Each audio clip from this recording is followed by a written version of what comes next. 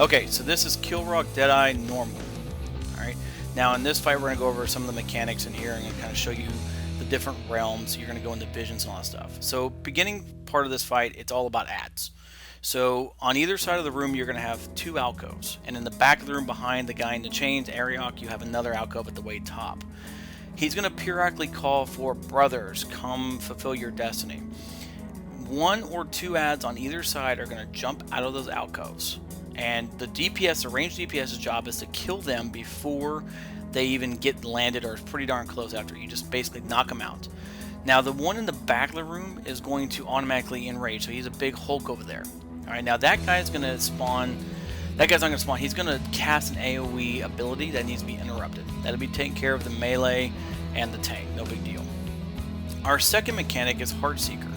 Every once in a while, he casts Heartseeker on a random target. When he does, they run to the back of the room in the middle, and when the Heartseeker hits them, anything it hits, any person hits, it's going to basically spawn a blood gobble.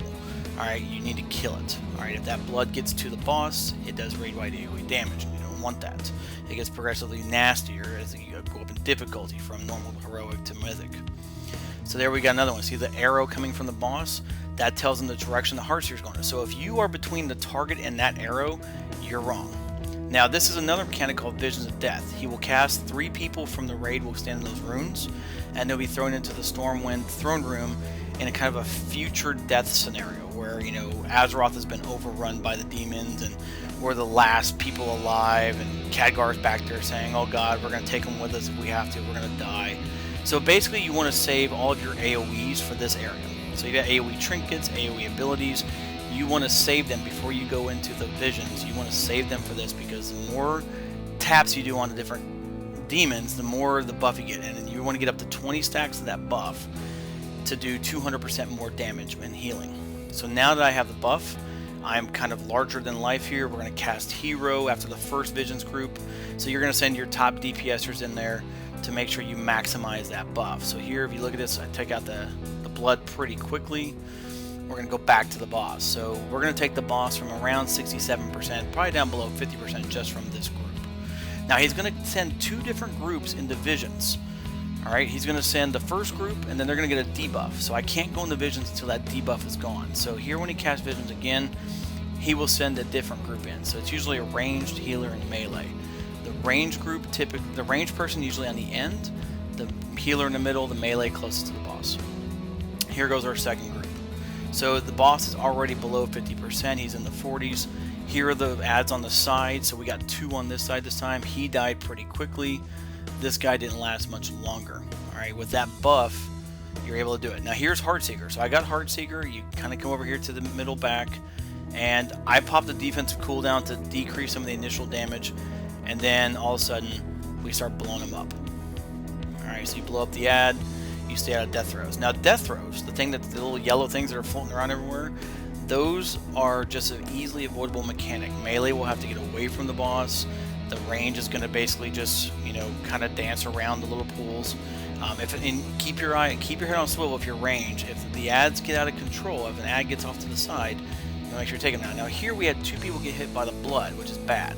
So you got to kill 2 bloods now. So any person that it hits, no matter if it's a target or not, it's going to cast its blood. So the melee will always be on that back side of the boss. They will never be in front of the boss. So the way we position it, you want that middle to be completely clear.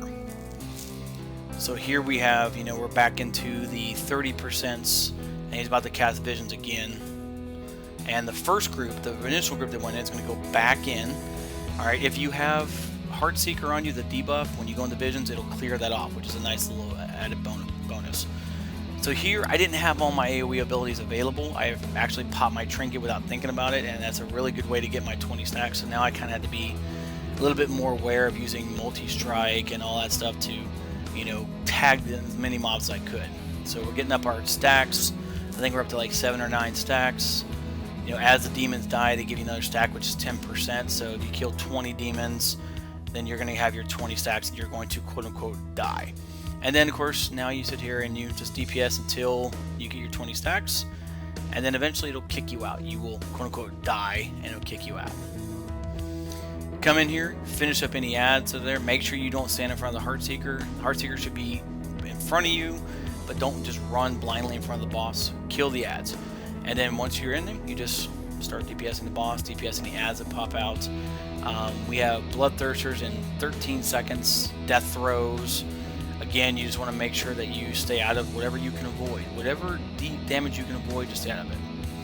Now in this case, the last Vicious group, we decided not to send them because the boss was almost dead. There wasn't any need to. So we just turned around, killed him, and we were done.